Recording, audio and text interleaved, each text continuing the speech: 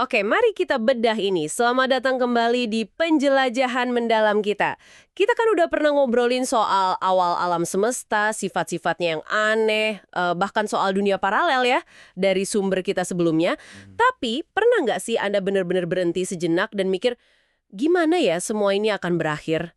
Pertanyaan besar itu? Banget. Nah, kali ini kita mau fokus ke satu bab spesifik nih dari sumber yang sama. Bab 10, akhir dari segalanya.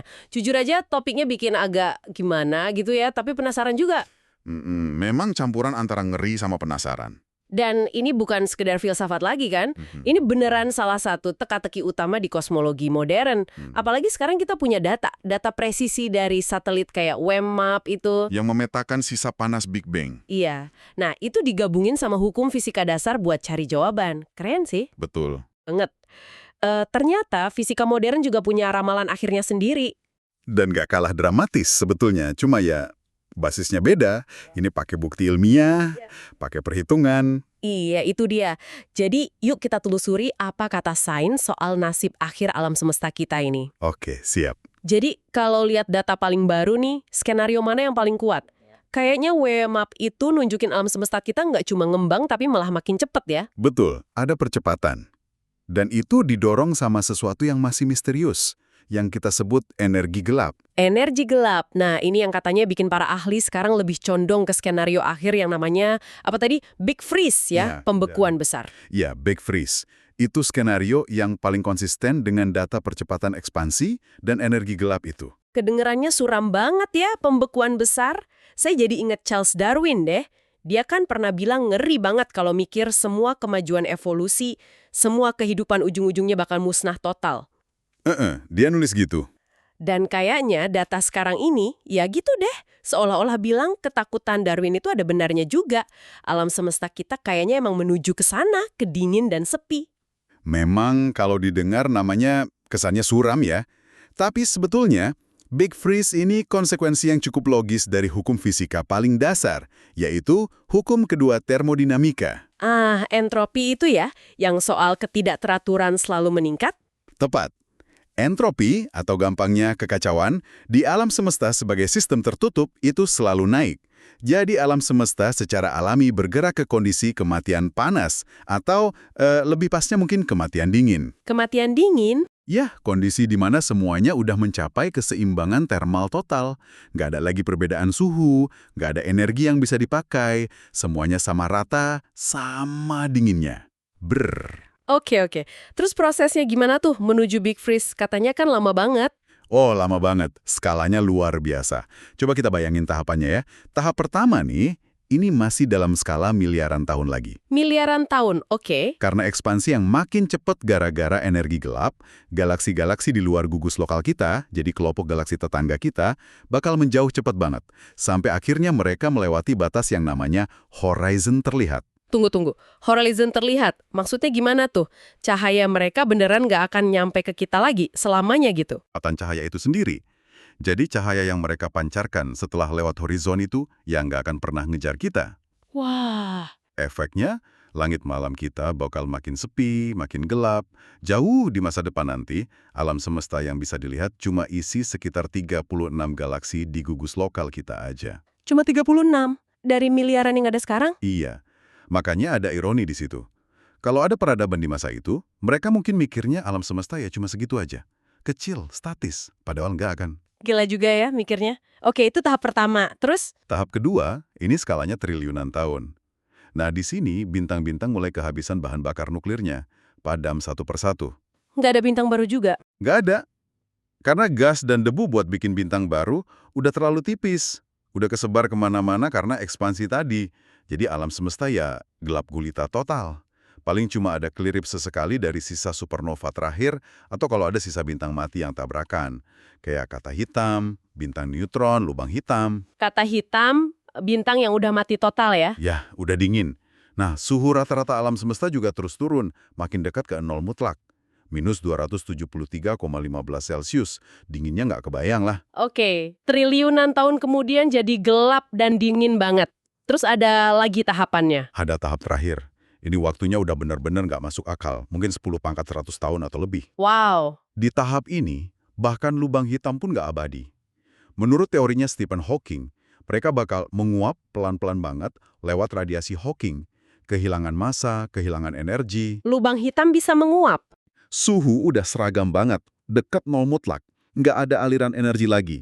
Nah, secara fisika, proses informasi yang jadi dasar kehidupan cerdas kayak kita ini, itu jadi nggak mungkin, mustahil. Oke, itu gambaran Big Freeze ya. Cukup bikin merinding sih. Dingin, gelap, sepi, abadi. Tapi kan dulu, sempat ada skenario lain yang juga kuat kan?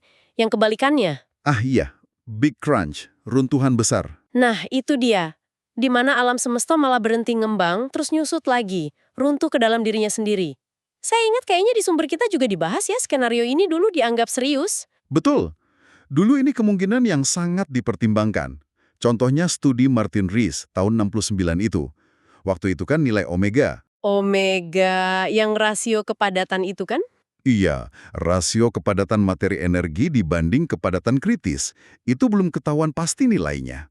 Kalau ternyata omega lebih dari 1, artinya gravitasi cukup kuat buat narik semuanya balik lagi. Jadi Big Crunch itu bisa terjadi kalau gravitasinya menang lawan ekspansi awal gitu ya? Intinya gitu, kalau omega 1 dan kita anggap nggak ada energi gelap, atau kalau energi gelapnya nanti berubah sifat jadi narik, bukan ngedorong, nah dalam skenario itu, gravitasi akhirnya menang. Alam semesta bakal berhenti ngembang, diam sebentar, terus mulai nyusut. Semua yang tadinya menjauh, balik arah. Balik arah berarti cahayanya jadi blue shift dong, bukan red shift. Pinter, iya. Jadi blue shift kelihatan makin biru karena sumbernya mendekat. Nah, sekitar 100 juta tahun sebelum kiamat versi Big Crunch ini, bakal ada kekacauan gede-gedean. Galaksi-galaksi tabrakan, gabung jadi satu. Wah, pasti dahsyat banget itu. Banget. Tapi ada yang lebih gila lagi menurut saya. Jadi bintang-bintang di dalam galaksi itu kemungkinan besar bakal hancur duluan sebelum sempat tabrakan fisik. Hah? Hancur duluan? Gimana ceritanya? Kenapa? Dipanggang sama alam semesta yang lagi nyusut itu. Jadi gini, radiasi latar belakang kosmik, sisa panas Big Bang yang sekarang dingin banget itu, CMB itu kan? iya, CMB. Nah, pas alam semesta nyusut, CMB ini bakal kepanasan lagi, terkonsentrasi, suhunya naik gila-gilaan. Ditambah lagi, cahaya dari bintang-bintang lain yang makin deket, itu kan jadi blue shift ekstrim, jadi sinar gamma energi tinggi. Jadi kayak oven raksasa gitu ya? Persis. Kombinasi CMB panas sama hujan sinar gamma ini bakal manggang permukaan bintang. Bintang nyerap panas jauh lebih cepat daripada ngelepasinya. Akhirnya, ya meleleh. Larut jadi awan gas super panas. Astaga. Terus akhirnya, semua materi dan energi di alam semesta, ya runtuh balik lagi ke satu titik. Singularitas lagi. Panas banget, padat banget. Mirip awal Big Bang, tapi kebalikannya. Akhir yang berapi-api lah pokoknya. Oke, kontras banget ya sama Big Freeze. Satunya dingin sepi, satunya panas meledak-ledak. Nah, terus kenapa sekarang para ilmuwan lebih yakin sama yang Big Freeze? Bukti kuncinya apa yang bikin Big Crunch jadi kurang favorit? Kuncinya balik lagi ke pengamatan yang tadi kita bahas. Bukti kuat kalau ekspansi alam semesta itu dipercepat sama si energi gelap. Ah, energi gelap lagi. Iya. Selama energi gelap ini sifatnya kayak yang kita lihat sekarang, yaitu ngedorong perluasan, lambda positif, gravitasi dari materi biasa aja nggak bakal cukup kuat buat narik balik ekspansi ini. Alam semesta bakal terus ngembang, malah makin cepat. Jadi energi gelap ini yang nentuin ya? Sejauh pemahaman kita sekarang, iya. Ditambah lagi, tadi kan kita bahas hukum kedua termodinamika. Secara alami, sistem itu cenderung ke entropi maksimum. Kondisi paling acak, paling tersebar merata. Nah, Big Freeze dengan alam semesta dingin, gelap, kosong, itu cocok banget sama arah panah waktu termodinamika ini. Kalau Big Crunch kan balik lagi ke kondisi super teratur, singularitas. Itu kayak ngelawan arus gitu. Meskipun ya secara teori mungkin aja kalau kondisi awalnya pas banget. Oke, jadi termodinamika ini benar-benar pegang peranan kunci ya buat nasib akhir kita. Bisa dijelasin dikit lagi nggak? Gimana hukum-hukum ini ngasih batas buat kehidupan? Bisa, bisa. Jadi kita ingat lagi aja intinya ya.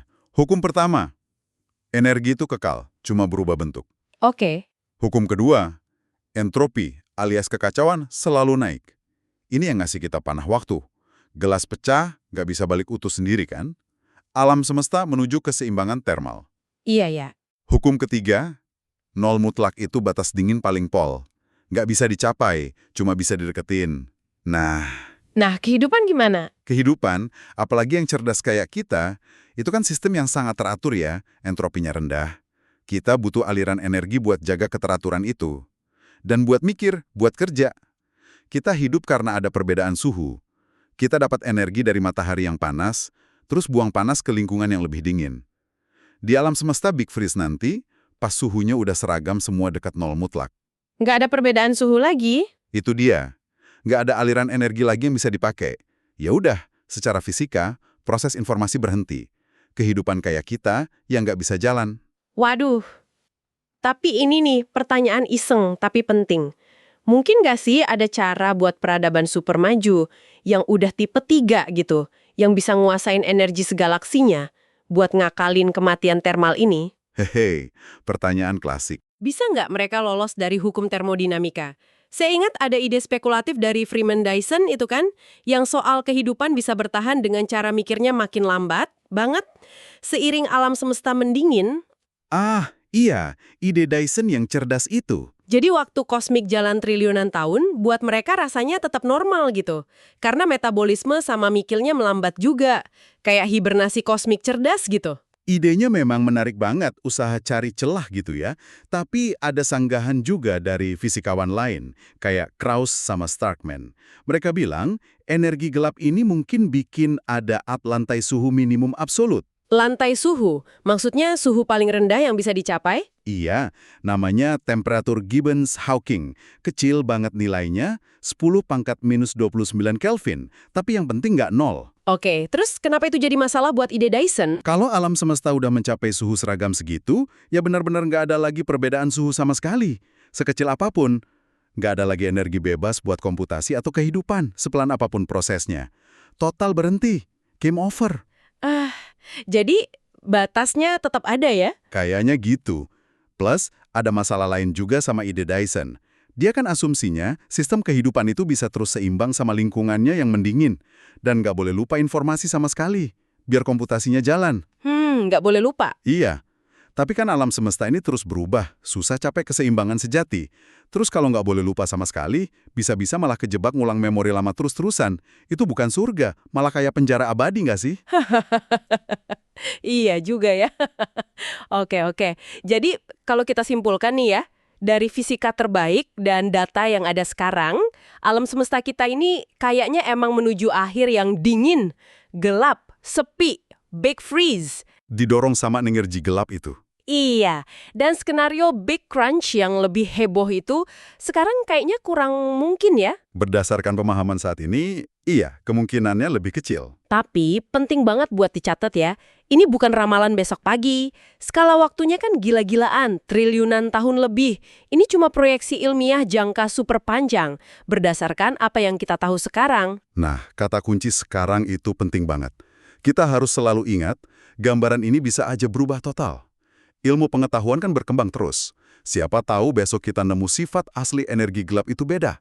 Atau ada terobosan di gravitasi kuantum, atau malah nemu dimensi ekstra kayak di M-theory itu. M-theory yang gabungin teori string itu ya. Iya, semua itu bisa nulis ulang bab terakhir cerita alam semesta kita ini.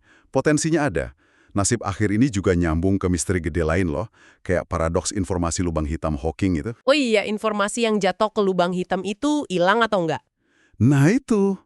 Atau yang lebih gila lagi, spekulasi soal bisa nggak sih peradaban super maju kabur dari alam semesta sekarat? Lewat lubang cacing mungkin, atau malah bikin alam semesta baru di lab? Bikin alam semesta baru, wow. Itu semua di ujung tombak riset fisika teori sekarang. Seru kan? Seru sekaligus bikin pusing ya mikirnya. Tapi emang bener sih, ngerenungin akhir segalanya ini, walau awalnya seram, tapi bisa ngasih perspektif beda banget ya. Betul. Jadi ngerasa kecil banget gitu, dan waktu kita di panggung kosmik ini singkat banget. Masalah sehari-hari jadi kayak, ya sudahlah ya. Semacam itu. Memberi skala. Ada satu pertanyaan buat Anda renungkan. Kalau kita lihat batas termodinamika tadi, soal proses informasi di alam semesta yang mendingin, apa ide soal kecerdasan atau kesadaran yang abadi itu emang beneran mustahil secara fisika? Atau jangan-jangan ada bentuk keberadaan atau kesadaran lain yang kita nggak kebayang sekarang, yang nggak butuh energi kayak kita. Ini udah masuk ranah filsafat juga sih ya. Ya, udah di perbatasan itu. Nah, dari semua kemungkinan akhir yang kita bahas ini, skenario atau implikasi mana nih yang paling bikin Anda kepikiran? Mana yang paling nempel? Coba direnungkan.